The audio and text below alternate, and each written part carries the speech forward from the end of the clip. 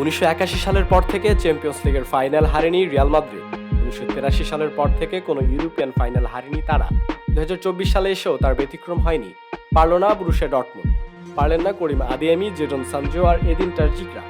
লন্ডনে আরও একবার রিয়াল মাদ্রিদ প্রমাণ করলো কেন তারাই ইউরোপিয়ান ফুটবলের রাজা।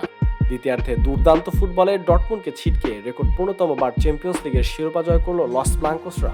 প্রথমার্ধে নাজুক পারফরমেন্সের পর দ্বিতীয়ার্ধে দারুণভাবে ফিরে এসেছে স্প্যানিশ ক্লাবটি। 9 মিনিটের ব্যবধানে তুলে নিয়েছে 2 গোল।